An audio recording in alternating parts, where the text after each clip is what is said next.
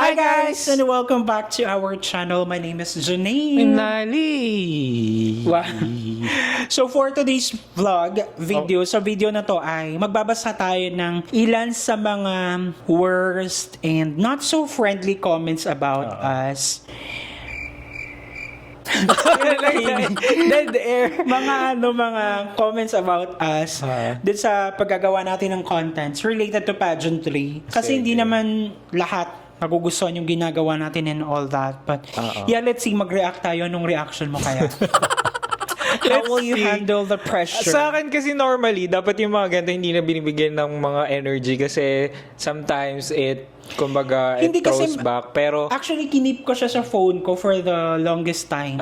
Ngayon lang natin siya ilalabas kasi bago yung mic natin. Okay. So, mas malinaw yung magiging reaction natin, ganyan. Pero hindi kami naapektuhan dyan kahit sabihin nyo na tumigil na kami sa pinaggagawa namin. Kasi mas marami yung nababasa natin at nakikita natin na natutuwa or sinusuportahan pa rin yung ginagawa I feel like natin. it's So, ayun. part of growth and it's a validation as well na We don't You're need any making- validation in life. Like, just do what you want to do. Be happy and be passionate with what you want to do in life. So, validation, X.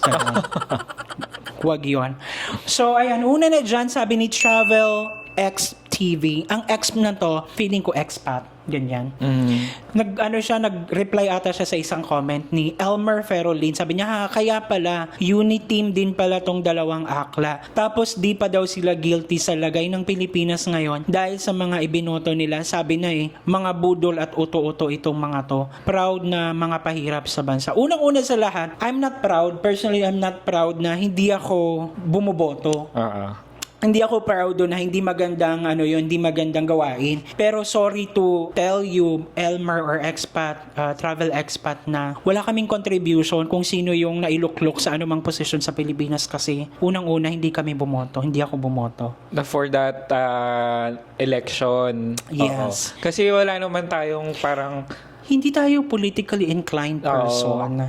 Like, even though we can say na we are politically exposed individuals, but hindi namin siya masyadong pinagtutuunan ng pansin or lakas or energy. you cannot say na ito yung binoto namin or uniteam Yes. kami kasi we never said so and we're not much that politically kumbaga Inclined. So ayun, ito pala yung comment ni Elmer Ferolin na original. Sabi niya, "Hay nako, ang taas ng criteria niyo sa pageant pero pagdating sa election, kahit hindi nakapagtapos, binoboto pa, pulveron pa more."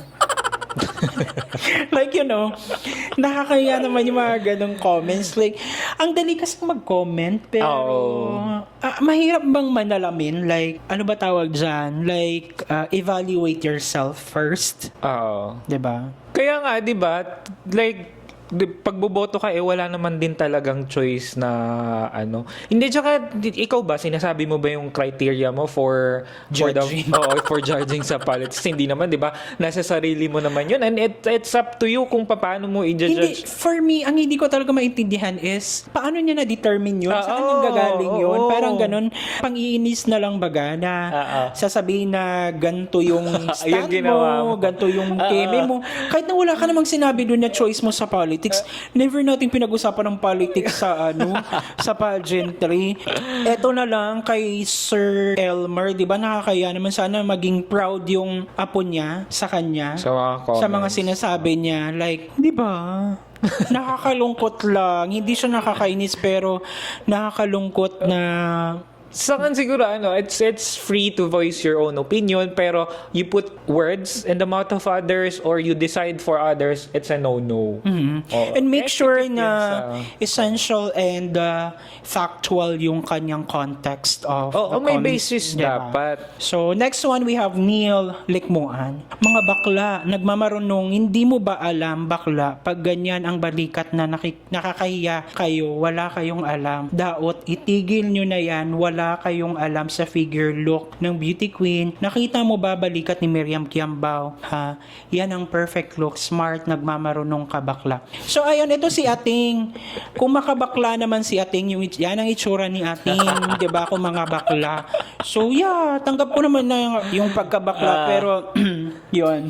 Natatawa lang ako kasi sobra silang apektado na parang yung platform natin is we're judging Hindi judging. hindi, yun nga yung perspective nila na parang tayo ay parang Gina-judge natin or masyado natin inaano yung mga queens. Actually, this one, ito yung time na nagkaroon ng modeling challenge sa Sultan Kudarat or swimsuit.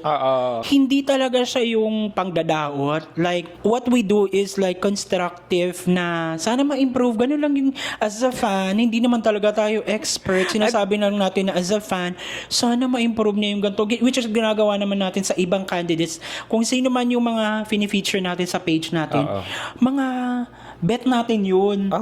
Diba? Na parang tinitignan natin yung performance nila na gusto natin sana kung marinig nila tayo, ito yung gusto natin na makita as a fan. Parang at saka, sinabi niya na parang wala akong alam. Sinabi ko bang expert ako in the first place? Hindi. Hala, ikaw pala yun. Guilty. Hindi, kasi ako talaga yung nag-comment. But, like, take it from the perspective na yung fan ka, tapos sometimes pag may napanood ka na hindi mo feel dun sa idol mo, sometimes di ba sasabihin mo na, ay, parang mali yata yung ano ng idol ko, kunwari, nung singer or nung actor. Pero, di ba, hindi naman ibig sabihin na yung idol mo is lahat na lang nang gagawin niya is kakainin mo, di ba? Parang, hindi siya idol as idol na mali yun eh. Tsaka mas dun ko na-express yung pagiging fan ko dahil gusto ko na parang nakikita ko na tao pa rin yung idol ko, kumbaga na kasi sila pa rin yung siya. meron kasi mga iba na parang yung pag-idolize nila, parang yung sinasamba na talaga na feeling nila perfect na talaga na kahit anong gawin tama, walang mali. Pero tao din sila, kailangan nating alalahanin yun, and then careful din naman tayo sa mga sinasabi natin kasi alam natin na may feelings din sila at masasaktan din sila. So ayan, sabi naman ni nag-comment siya sa post natin head-to-head challenge for Dolly Cruz. Tapos ang comment niya, andito na naman yung mga feeling pageant expert. Nag-reply na ako dyan and then hindi na siya ma-send yung reply kasi feeling ko dinilit niya na yung comment niya.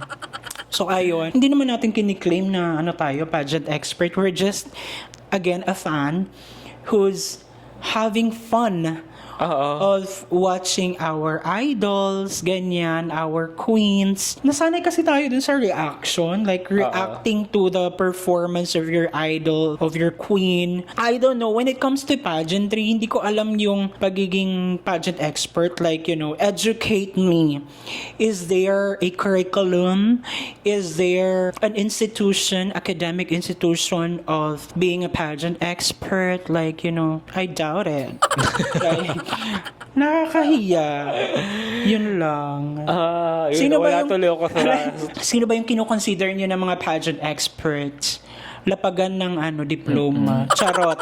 Like, kunwari, di ba, in the first place, bakit ka nanonood ng channel, di ba? Hindi naman dahil dun sa expert advice or expert comments namin. Pero, the way, kumbaga, malaman lang kung ano yung nasa saloobin, mga thoughts, opinions, ganyan. Just letting it out to the world, diba? Kasi, and let's see kung umagri ka or hindi, diba? We don't care.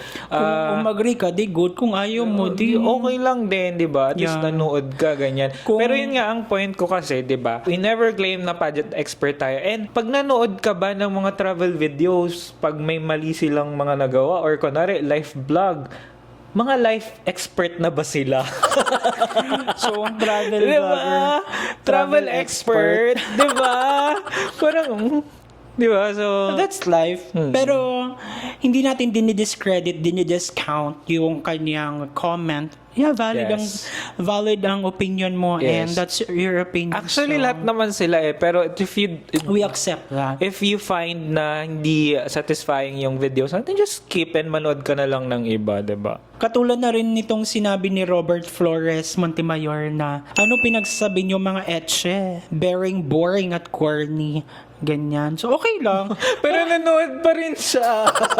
Thank you pa rin sa pag-e-effort ng Diba? comment. Comment. Sana shinare mo na lang din yung video. Pero valid naman yung sinasabi nyo. And yun, apart from that, eto, gusto nating basahin. Good naman ito. In contrary to the initial Cameron. Kasi ito, si Chad Yunting Torsino, nasabi niya, love your reviews.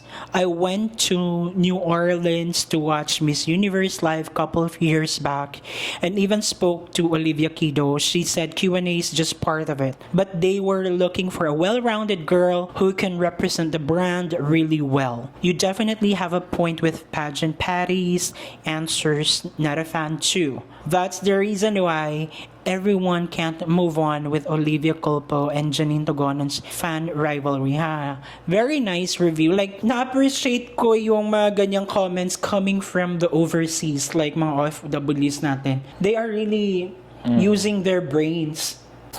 Charot. And thank you so much. And shout out din sa mga nasa Hong Kong, nasa Singapore natin na mga followers, na supporters, and thank you so much. We appreciate you. We love you so much. Maluwag sa puso naming tinatanggap yung mga lahat ng comments, maganda man yan o hindi, kasi pananaw nyo yan eh. Tsaka pananaw lang din namin yung gusto naming i-share regarding sa kung sinusundan nyo din yung mga sinusundan namin na queens or artists or celebrity ba, ganyan. Yeah, and if you think that you have something better to say, just put up a vlog, ganyan. Videohan nyo yung sarili nyo commenting about doon sa mga pageants na let's see kung...